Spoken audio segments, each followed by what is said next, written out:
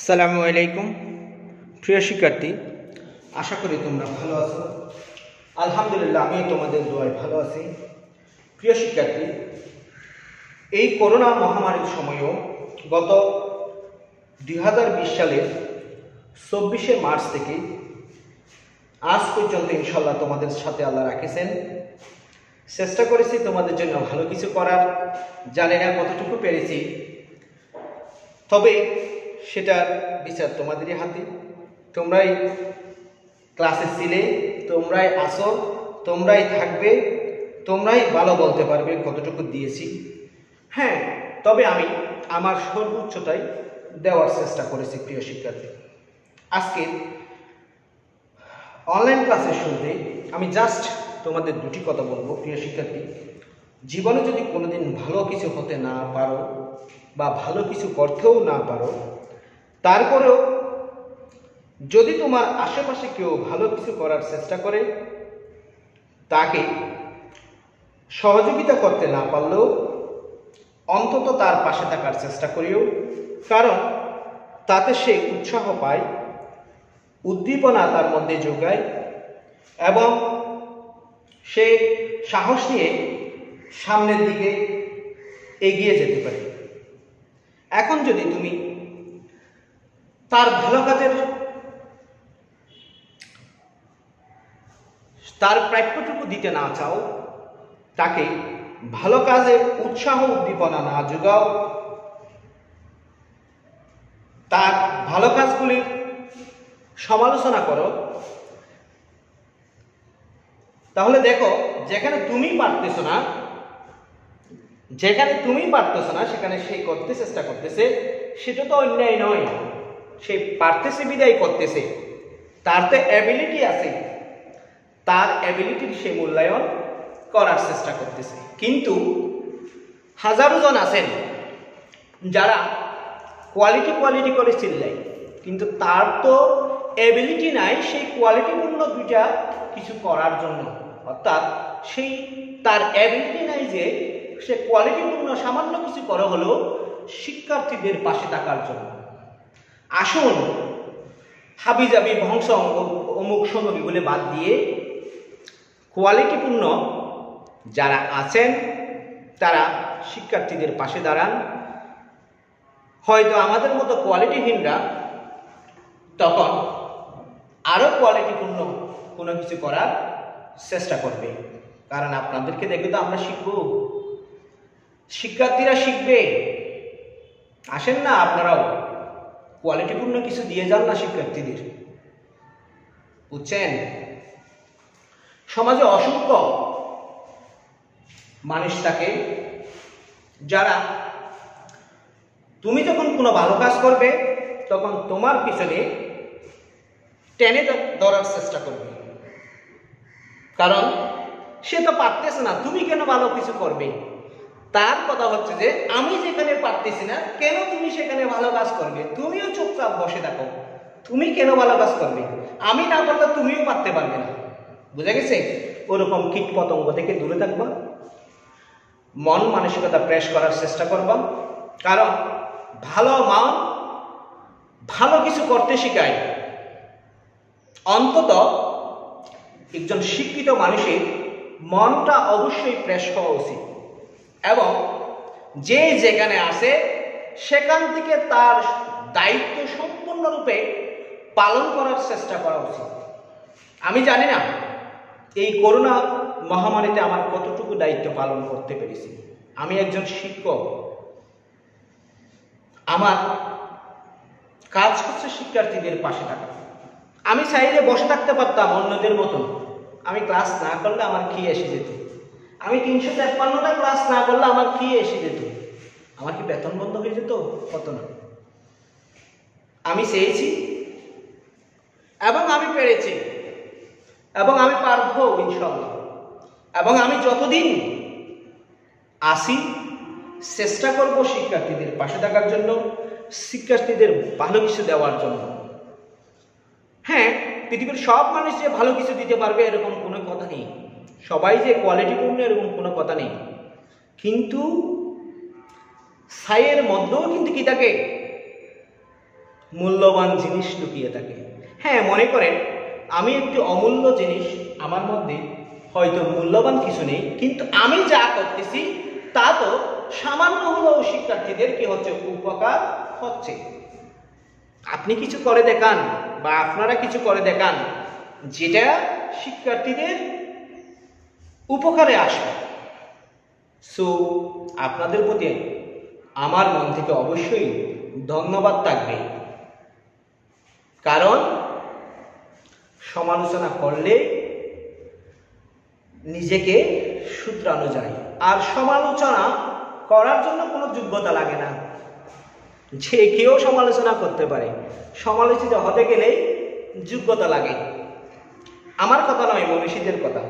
মনে করে বাকিটা আপনাদের ইচ্ছে। সো চলে যাই আজকে আমাদের ক্লাসে। প্রিয় শিক্ষার্থী, আজকে আমরা ঘর্ষণ কোণ নিয়ে আলোচনা করব। প্রথমে ঘর্ষণ কোণ, ঘর্ষণ কোণ, ফ্রিকশন অ্যাঙ্গেল বা ঘর্ষণ কোণ নিয়ে আলোচনা করব। দেখো প্রিয় শিক্ষার্থী, ঘর্ষণ কোণ মানে হচ্ছে যে, আমি বলেছিলাম গত ক্লাসে আমি বলেছিলাম যে কোন একটি তল, তার মধ্যে যদি কোন একটি বস্তুকে বা কোন একটি ব্লককে এভাবে স্থির করে রাখা হয়, তখন ব্লকটি টেবিলের তল বা ওই তলের উপর একটি বল প্রয়োগ করবে, এবং সেই বলটা যদি এই ব্লকটি যদি ভর কেন্দ্র ফি হয়, তাহলে ব্লকটি ভর কেন্দ্র বরাবর নিচের দিকে W পরিমাণ বল প্রয়োগ করবে। আবার এই টেবিলের তল বা যে বস্তুর উপর রাখছি সেই বস্তুর তলটাও এই ব্লকের উপর একটি বল প্রয়োগ করবে। সেটাকে আমরা বলছিলাম অবিলম্বিক প্রতিক্রিয়া বল। অবিলম্বিক প্রতিক্রিয়া বল, এখানে অবিলম্বিক প্রতিক্রিয়া বল এবং ওজন পরস্পর সমান, যার কারণে বস্তুটি স্থির, এবং এখানে একটি ঘর্ষণ কাজ করতেছে। সেই ঘর্ষণটার নাম বলছিলাম স্থিতি ঘর্ষণ। এখন আমি বস্তুটির উপর একটি বল প্রয়োগ করছিলাম, বাহ্যিক বল প্রয়োগ করছিলাম। গত ক্লাসে আমি এখানে আলোচনা করেছি, বাহ্যিক বল প্রয়োগ করছিলাম, সেই বলের নাম দিয়েছিলাম এফ। কিন্তু দেখা গেছে যে এই ব্লক এবং যে বস্তুর উপর রাখছিলাম তার মিলন তলে একটি প্রতিবন্ধক বা প্রতিরোধকারী বল সৃষ্টি হয়েছিল, যার কারণে এফ বল প্রয়োগ করার কারণে ব্লকটি গতিশীল হচ্ছিল না। এখানে যে প্রতিরোধকারী বলটি তৈরি হয়েছিল সেই বলের নাম ছিল ঘর্ষণ বল, যেটাকে আমি এফএস দ্বারা চিহ্নিত করছিলাম। এফএস দ্বারা কি করছিলাম? চিহ্নিত করছিলাম। ঠিক আছে, এই এফএসটা হচ্ছে ঘর্ষণ বলের সীমাস্ত মান, সর্বোচ্চ মান, স্থিতি ঘর্ষণের সর্বোচ্চ মান। কারণ আমরা এই চিত্রটা আলোচনা করতেছি স্থিতি ঘর্ষণের উপর। এখন দেখো, এই স্থিতি ঘর্ষণের সীমাস্ত মান এবং অবিলম্বিক প্রতিক্রিয়ার কারণে এখানে একটি লব্ধি কাজ করে। এখানে একটি কি কাজ করে? লব্ধি কাজ করে। সেই লব্ধিটা হচ্ছে এস। সেই লব্ধিটা হচ্ছে কি? এস। তাহলে আমি এই চিত্র থেকে এখন ঘর্ষণ কোণের যদি সংজ্ঞা দিতে যাই, তাহলে আমরা দেখব যে এই লব্ধিটা অবিলম্বিক প্রতিক্রিয়ার সাথে একটি কোণ উৎপন্ন করে ক্রিয়াশীল হয়। আমি আবার বলতেছি, এখানে যে একটি স্থিতি ঘর্ষণের সীমাস্ত মান Fs পাইছিলাম এবং অবিলম্বিক প্রতিক্রিয়া R পেয়েছিলাম, সেই R দ্বয়ের ক্রিয়ার কারণে, R এবং Fs এর ক্রিয়ার কারণে এখানে একটি লব্ধি বল সৃষ্টি হয়। সেই লব্ধি বলকে যদি আমি S কল্পনা করি, সেই S এবং অবিলম্বিক প্রতিক্রিয়ার মধ্যে একটি কোণ উৎপন্ন হয়, সেই কোণটাকে আমরা বলবো ঘর্ষণ কোণ। সেই কোণটাকে আমরা কি বলবো? ঘর্ষণ কোণ। এবং এইকে আমি ল্যামডা দ্বারা প্রকাশ করলাম। একে আমি কি দ্বারা প্রকাশ করলাম? ল্যামডা দ্বারা প্রকাশ করলাম। প্রিয় শিক্ষার্থী, কাইন্ডলি না বুঝলে আমাকে একটু কমেন্ট বক্সে জানাবা, আমি সর্বোচ্চটাই চেষ্টা করব ভালোভাবে বুঝিয়ে দেওয়ার জন্য। কারণ আমি বারবার বলি, আমি অনলাইন ক্লাসে আসি শুধু তোমার জন্য। আমি এখানে ক্লাসের সংখ্যা করার জন্য কিন্তু আমি অনলাইন ক্লাসে আসি না। আমি চাইলে কিন্তু বাসায় বসে থাকতে পারতাম, আমাকে কেউ জোর করতে পারতো না অনলাইন ক্লাসে আসা। আমি আসি শুধুমাত্র তোমাদের পাশে থাকার জন্য, তোমাদের লাভের জন্য, তোমাদের ভালো কিছু করার জন্য। তাই তোমরা যদি না বুঝে থাকো অবশ্যই আমাকে কমেন্ট বক্সে জানাবে, আমি সর্বোচ্চটাই চেষ্টা করবো ভালো কিছু করার জন্য। আমি অন্যদের মতন ক্লাসের সংখ্যা গণার জন্য এখানে আসি না, বুঝছেন? তাহলে এখানে আসেন, সীমাস্ত ঘর্ষণের ক্ষেত্রে সীমাস্থ ঘর্ষণের ক্ষেত্রে অবিলম্বিক প্রতিক্রিয়া বলকে অবিলম্বিক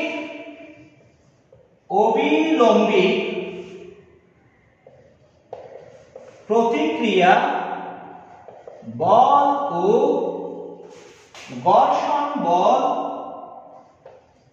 অবিলম্বিক প্রতিক্রিয়া বলকে যদি আমি আর দ্বারা প্রকাশ করি, অবিলম্বিক প্রতিক্রিয়া বলকে যদি কি দ্বারা প্রকাশ করি, আর দ্বারা প্রকাশ করি, এবং ঘর্ষণ বলকে যদি আমি এফএস দ্বারা প্রকাশ করি, তাহলে দেখা যাবে যে সীমাস্থ ঘর্ষণের ক্ষেত্রে অবিলম্বিক প্রতিক্রিয়া বল আর ও ঘর্ষণ বল এফএস কে সংযোজিত করলে, এফএস কে যদি আমি কি করি, সংযোজিত করলে একটি লব্ধি পাওয়া যায়। একটি কি পাওয়া যায়? লব্ধি পাওয়া যায়। সেই লব্ধিটা ছিল এস। সেই লব্ধিটা কি ছিল? এস ছিল। লব্ধিটা কি ছিল? এস ছিল। লব্ধি পাওয়া যায়, যাকে যে লব্ধিটা পাওয়া যায় সেই লব্ধিটাকে আমরা বলবো লম্ব প্রতিক্রিয়া। লম্ব প্রতিক্রিয়া। তাহলে আমি আবার বলতেছি, যাকে লম্ব প্রতিক্রিয়া বলে, দেখো আমি আবার বলতেছি, যদি সীমাস্থ ঘর্ষণের ক্ষেত্রে অবিলম্বিক প্রতিক্রিয়া বল এবং ঘর্ষণ বলকে যদি আমি সংযোজিত করি, সেই ক্ষেত্রে দেখা যাবে যে ওই অবিলম্বিক প্রতিক্রিয়া এবং ঘর্ষণ বলের জন্য একটি কি করে, লব্ধি কাজ করে বা লব্ধি উৎপন্ন হয়, যাকে লম্ব প্রতিক্রিয়া বল বলা হয়। যাকে কি বলা হয়? লম্ব প্রতিক্রিয়া বা অবিলম্বিক প্রতিক্রিয়া বলা হয়। এই ক্ষেত্রে বা সীমাস্থ ঘর্ষণের ক্ষেত্রে অবিলম্বিক প্রতিক্রিয়া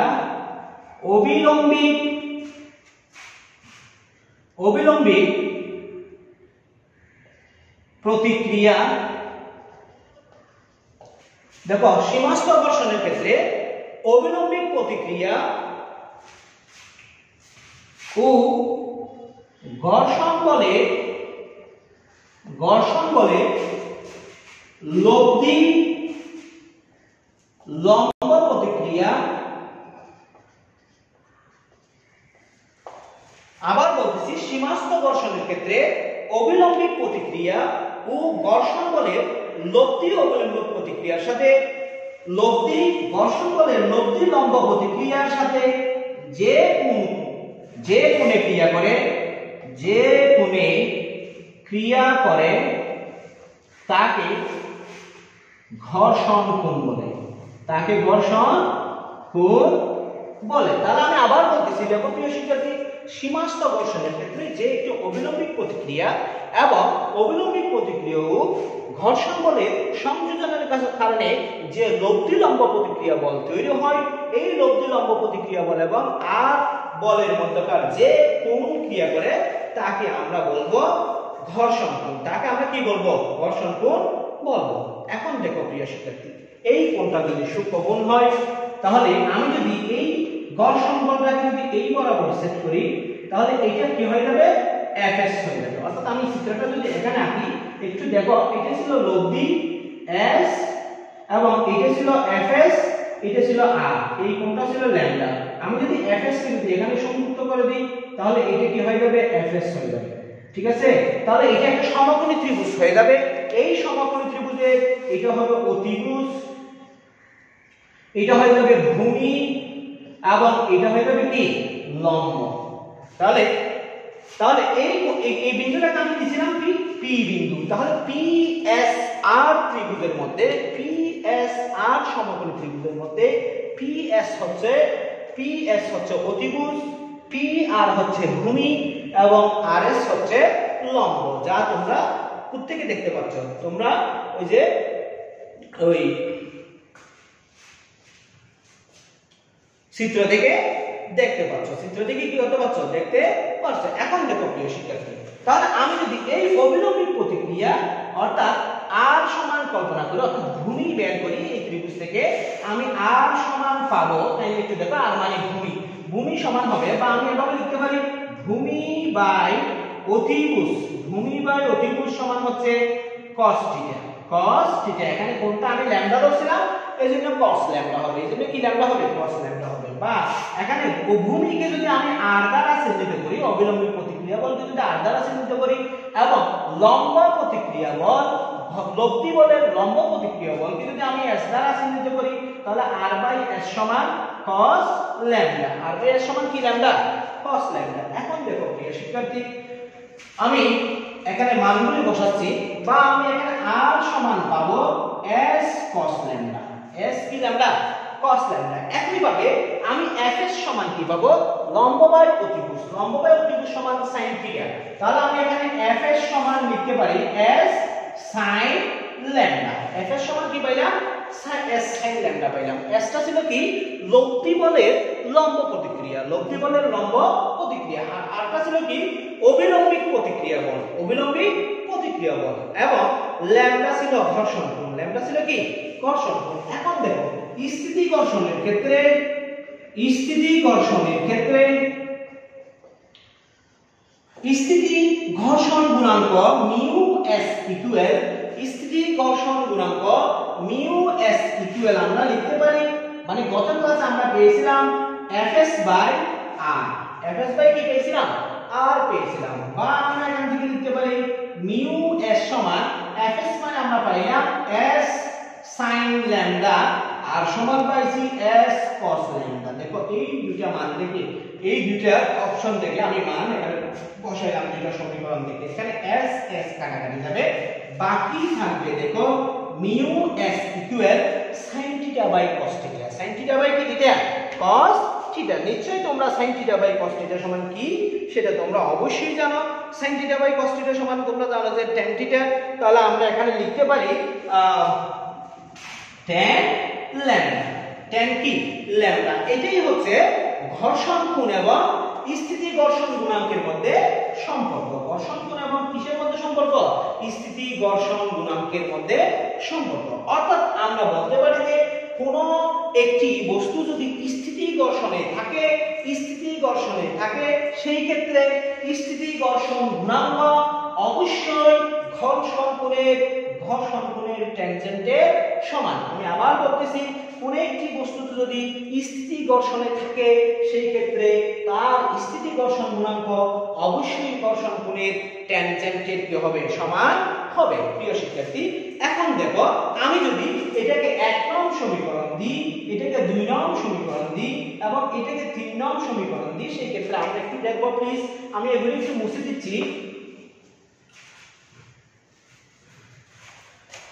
দেখো আমরা কি পাচ্ছি, 1 কে যদি আমি বর্গ করি, তাহলে 1 কে যদি আমি বর্গ করি, বর্গ করলে আমরা পাবো যে 1 সাথে বর্গ করলে আমরা পাবো r স্কয়ার সমান s square cos square lambda, r square সমান s square cos square lambda. এটাকে আমি 3 নং সমীকরণ দিলাম, সরি 4 নং সমীকরণ দিলাম। এটা কয় নং সমীকরণ দিলাম, 4 নং সমীকরণ দিলাম। এবং 2 হতে কি পাই দেখি, 2 কে যদি আমরা বর্গ করি, fs স্কয়ার সমান s square sin square lambda. এটাকে 5 নং সমীকরণ দিলাম। এটাকে কয় নং সমীকরণ দিলাম, 5 নং সমীকরণ দিলাম। এখন আমি এই সমীকরণ দ্বয় যোগ করব। এই সমীকরণ দ্বয় যদি আমরা যোগ করি, তাহলে আমরা 4 ও 5 যোগ করলে কি পাবো, দেখো 4 এবং 5 যোগ করলে এখানে আসবে r square plus fs square.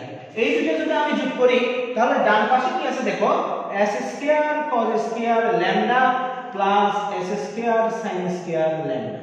এখন দেখো প্রিয় শিক্ষার্থী, এখান থেকে যদি আমি s স্কয়ারটা কমন নিই, তাহলে আমরা পাবো cos square lambda plus sin square lambda. আমরা জানি যে cos square theta plus sin square theta সমান, দেখি বলো তো তোমরা cos square theta plus sin square theta সমান কত, একটু কমেন্ট বক্সে লিখে জানাও তো। cos square theta plus sin square theta সমান কত?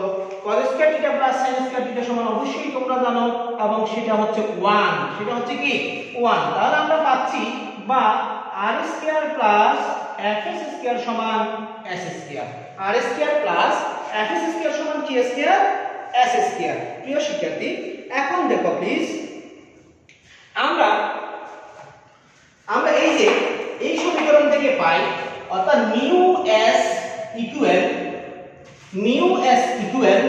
fs by r। এই সমীকরণ থেকে আমরা কি লিখতে পারি দেখো, mu S equal fs by R এই সমীকরণ থেকে আমরা লিখতে পারি r ইকুয়াল বা fs সমান লিখি fs equal mu S into r fs equal mu S into কি লিখতে পারি আমরা r লিখতে পারি। এখন এই মানটা আমি এই সমীকরণে বসাই দেব, এটাকে 6 নং সমীকরণ দেব। এটাকে কয় নং সমীকরণ দেব?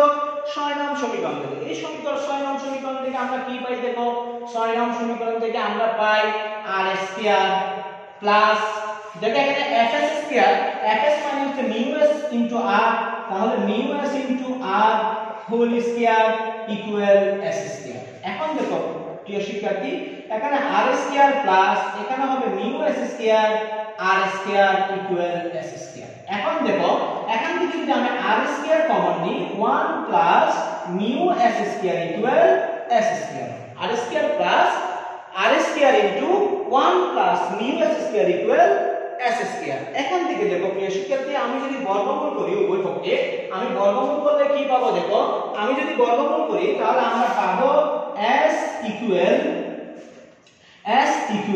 r into 1 plus mu s square.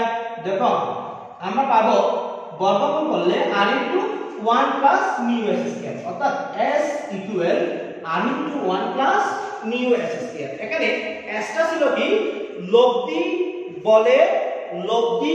বলে লম্ব প্রতিক্রিয়া বল, অর্থাৎ আমরা যখন ঘর্ষণ কোণ ল্যামডা পেয়ে যাব, ঘর্ষণ কোণ ল্যামডা থেকে আমরা পেয়েছিলাম কি, ঘর্ষণ কোণ ল্যামডা থেকে আমরা পেয়েছিলাম যে অভিলম্বিক প্রতিক্রিয়া r সমান s sin ল্যামডা এবং ঘর্ষণ বল F এর সমান আমরা পেয়েছিলাম s cos ল্যামডা, এবং সেখান থেকে আমরা পেয়েছিলাম যে স্থিতি ঘর্ষণ গুণাঙ্ক mu s equal tan lambda, এবং আমরা সেখান থেকে বলেছিলাম স্থিতি যদি কোনো এক দুটি বস্তু স্থিতি ঘর্ষণে থাকে সেই ক্ষেত্রে ওই বস্তুর স্থিতি ঘর্ষণ গুণাঙ্ক অবশ্যই তার ঘর্ষণ গুণের ট্যানজেন্টের সমান হবে, এবং সেখান থেকে আমরা এই সমীকরণে উপনীত হলাম যে কোন সমীকরণে, যে সমীকরণের মাধ্যমে আমরা কি বের করতে পারবো, আমরা লব্ধি বলের লম্ব প্রতিক্রিয়া বল বের করতে পারবো। লব্ধি বলের লম্ব প্রতিক্রিয়া বল থেকে আমরা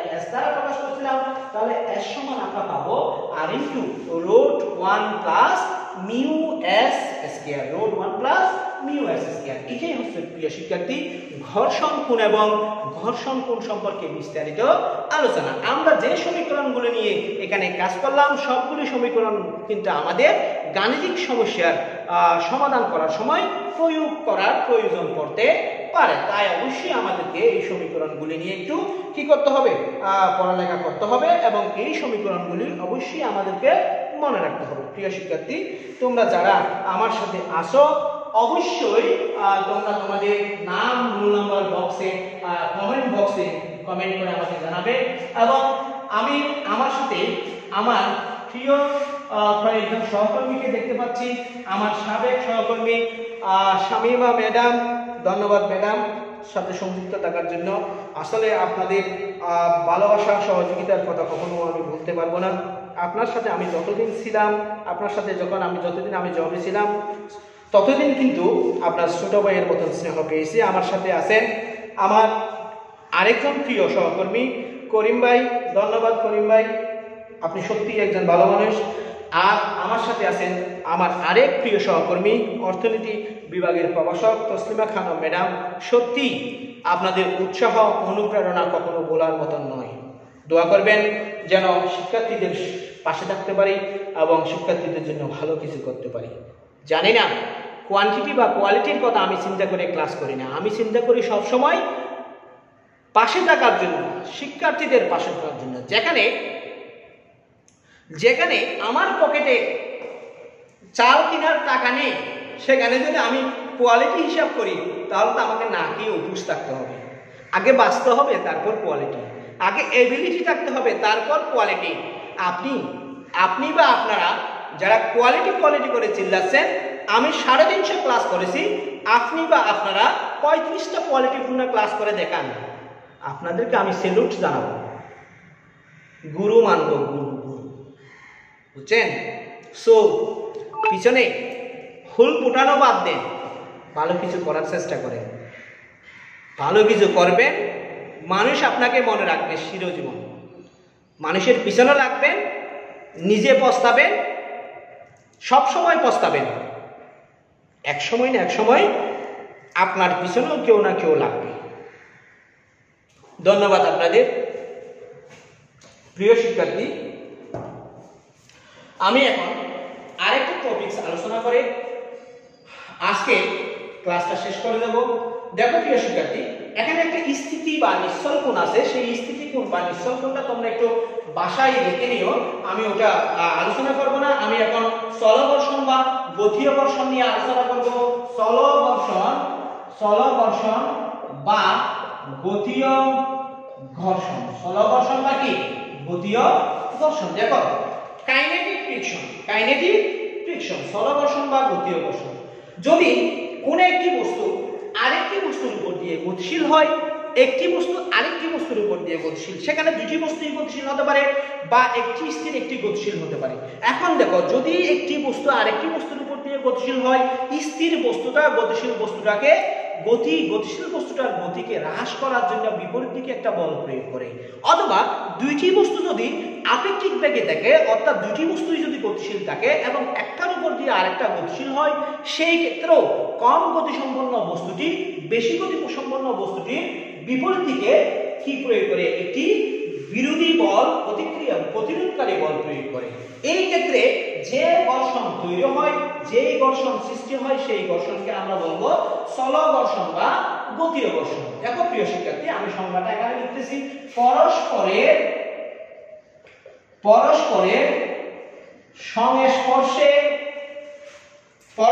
সংস্পর্শে থেকে একটি বস্তু অপরটির উপর দিয়ে চলাচল করলে, সংস্পর্শ থেকে একটি বস্তু অপর একটি বস্তুর উপর দিয়ে চলাচল করলে, পরস্পরের সংস্পর্শ থেকে একটি বস্তু অপর একটি বস্তুর উপর দিয়ে চলাচল করলে বা করার সময় যে ঘর্ষণের সৃষ্টি হয় বা করার সময় যে ঘর্ষণের সৃষ্টি হয় তাকে চলঘর্ষণ বা গতীয় ঘর্ষণ বলা হয়। চলঘর্ষণ বা কি বলা হয়? গতীয় ঘর্ষণ বলা হয়। আমি আবার বলতেছি, দুটি বস্তু তারা পরস্পরের সাপেক্ষে গতিশীল হতে পারে, দুইটাই গতিশীল হতে পারে, বা একটি গতিশীল একটি স্থির হতে পারে। যদি এরকম দুটি বস্তু পরস্পরের উপর দিয়ে গতিশীল হয় বা গতিশীল হওয়ার চেষ্টা করে, সেই ক্ষেত্রে একটি আরেকটির গতিকে কি করবে? থামানোর চেষ্টা করবে। এই যে একটি আরেকটির গতিকে থামানোর চেষ্টা করা বা একটির গতিকে থামানোর জন্য অন্যটি বিপরীত দিকে বল প্রয়োগ করে, যে বলটা প্রয়োগ হয় সেটাকে আমরা বলবো এখানে ঘর্ষণ। কোন ধরনের ঘর্ষণ? চলঘর্ষণ বা গতীয় ঘর্ষণ। চলঘর্ষণ বা কি ঘর্ষণ? গতীয় ঘর্ষণ। এখানে অবশ্যই একটা জিনিস লক্ষ্য করা যায়। দেখো, আমরা স্থিতি ঘর্ষণ পড়েছিলাম। সেই স্থিতি ঘর্ষণের সময় আমরা দেখছিলাম যে দুটি বস্তু স্থির এবং একটার উপর আরেকটা তার সম্পূর্ণ ওজন প্রয়োগ করে বা বল প্রয়োগ করে, যার কারণে এখানে ঘর্ষণ বেশি থাকে, যার কারণে সেই স্থির বস্তুটি কি হতে পারে না? নাড়াচাড়া করতে পারে না। কিন্তু এখানে দুইটি বস্তুই গতিশীল বা একটি আরেকটির সাপেক্ষে গতিশীল, এখানে বস্তুটি গতির মধ্যে আছে, সেই জন্য এখানকার ঘর্ষণটা অবশ্যই স্থিতি ঘর্ষণের চেয়ে একটু কি হবে? কম হবে। চলঘর্ষণ অবশ্যই স্থিতি ঘর্ষণ অপেক্ষা কম হবে। স্থিতি ঘর্ষণ অপেক্ষা কম হবে। বুঝা গেছে? কম হবে। চলঘর্ষণ অবশ্যই কি অপেক্ষা কম হবে? স্থিতি ঘর্ষণ অপেক্ষা কম হবে। এই চলঘর্ষণেরও স্থিতি ঘর্ষণের মতন 5টি সূত্র রয়েছে। কয়টি সূত্র রয়েছে? 5টি সূত্র রয়েছে। তাই আমি সূত্রগুলি একটু লিখতেছি, তোমরা একটু খাতা দাঁড়িয়ে খাতায় তুলে নাও। না বুঝতে অবশ্যই আমাকে জিজ্ঞেস করবে। চলঘর্ষণের সূত্র সমূহ। দেখো প্রিয় শিক্ষার্থী, 1 নাম্বার চলঘর্ষণের সূত্র। 1 নাম্বার, চলঘর্ষণ সর্বদা বস্তুর গতির বিপরীত দিকে ক্রিয়া করে। চলঘর্ষণ সর্বদা বস্তুর গতির বিপরীত দিকে ক্রিয়া করে। স্থলঘর্ষণ সর্বদা বস্তুর কোন দিকে ক্রিয়া করে? গতির বিপরীত দিকে ক্রিয়া করে। একের সাপেক্ষে অন্যের আপেক্ষিক গতি পরিবর্তন না হলে একের সাপেক্ষে অন্যের আপেক্ষিক গতির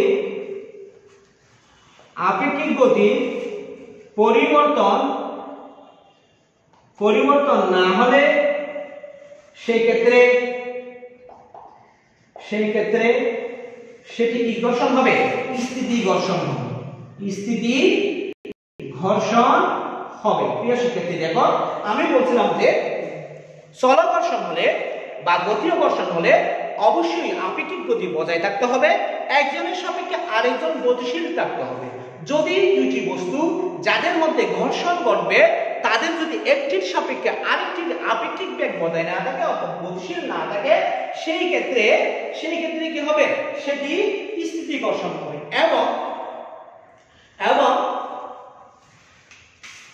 এবং চল ঘর্ষণ অবিলম্বী প্রতিক্রিয়ার সমানুপাতিক হবে। অবিলম্বী প্রতিক্রিয়া সমানুপাতিক হবে। দেখো, আমরা স্থিতি ঘর্ষণের ক্ষেত্রেও দেখছিলাম, যখন দুইটি বস্তু বা কোনো একটি বস্তুকে অন্য একটি বস্তুর উপর স্থিরভাবে রেখে দিয়েছিলাম, সেই ক্ষেত্রে বস্তুটি যে বস্তুর উপর রাখছিলাম, অন্য আরেকটি বস্তুর উপর রাখছিলাম, তাকে যে বল প্রয়োগ করছিল নিচের বস্তুটি অর্থাৎ যার উপর রাখছিলাম সেও কিন্তু কি করছিল? একটি সমান ও বিপরীত প্রতিক্রিয়া বল সৃষ্টি করছিল।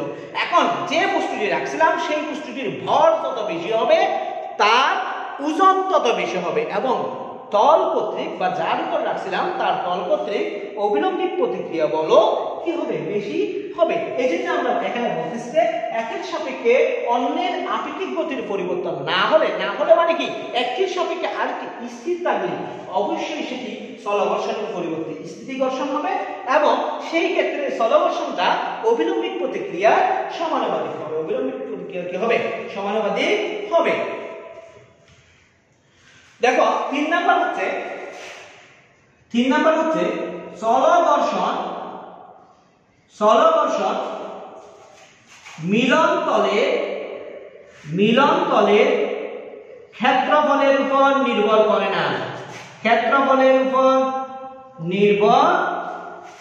না। বরং মিলন তলের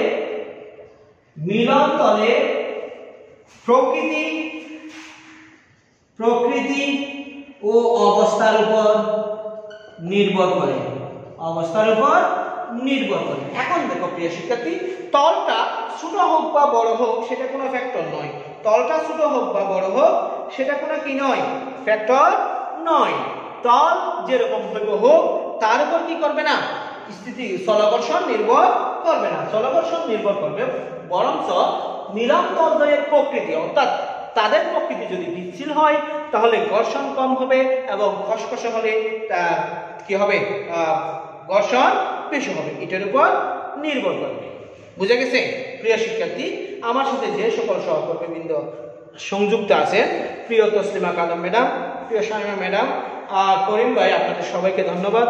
আপনারা সব সময় আমার ভালো চান, দোয়া করবেন যেন আপনাদের সহকর্মী হিসেবে ভালো কিছু শিক্ষার্থীদের জন্য রেখে যেতে পারি বা দিয়ে যেতে পারি। আপনাদের ভালোবাসা, দোয়া, সহযোগিতা সবসময় কামনা করি। প্রিয় শিক্ষার্থীরা, 4 নম্বর হচ্ছে বেগ বেশি না হলে ঘর্ষণ বেগের উপর নির্ভর করবে না। বেগ বেশি না হলে ঘর্ষণ কিসের উপর নির্ভর করবে না? বেগের উপর নির্ভর করবে না। 4 নম্বর, বেগ বেশি না হলে ঘর্ষণ বেগের উপর নির্ভর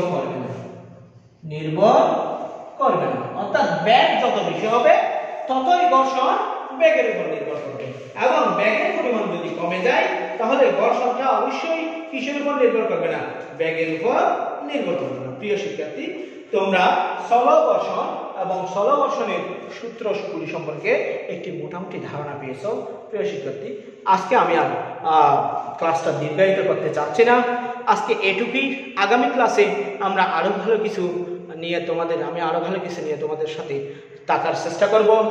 আবারও একটি কথা, যারা ভালো করতে চায়, যারা সমাজের উন্নতি করতে চায়, সমাজের আদারকে দূর করতে চায়, সব সময় তাদের পাশে থাকবে। সহযোগিতা না পারলেও দূর থেকে সমর্থন দেওয়ার চেষ্টা করবে, খোসা দেওয়ার চেষ্টা করবে না, কীট পতঙ্গের মতন হুল ফুটানোর চেষ্টা করবে না। তাহলে দেখবে যে তুমি না পারলেও সে যে পারতেছে, তার যে ইচ্ছা, আকাঙ্ক্ষা, আগ্রহ, সেটাও মরে যাবে। সুতরাং সমাজটা অবহেলিতই থেকে যাবে। যে পারে, যার এবিলিটি আছে, তাকে করার সুযোগ দিন, সুযোগ দাও, সুযোগ দিতে হবে। সে করুক, তাকে উৎসাহ যোগান, প্রেরণা যোগান, সাহস যোগান, পাশে থাকেন, সহযোগিতা করেন। দেখবেন আপনিও বদলে যাবেন, আপনিও বদলে যাবেন। কোয়ান্টিটি কোয়ালিটি কোনো ফ্যাক্টর নয়, শিক্ষার্থীদের পাশে থাকাটাই ফ্যাক্টর। করোনার সময়, এই মহাবিপদের সময় শিক্ষার্থীদের পাশে থাকাটাই বড় ফ্যাক্টর, বুঝছেন? পারলে, এবিলিটি থাকলে করে দেখান, শুধু এটুকুই বলবো। এবিলিটি থাকলে করে দেখান, পাশে থেকে দেখান, সমালোচনা করে নয়। আসসালামু আলাইকুম।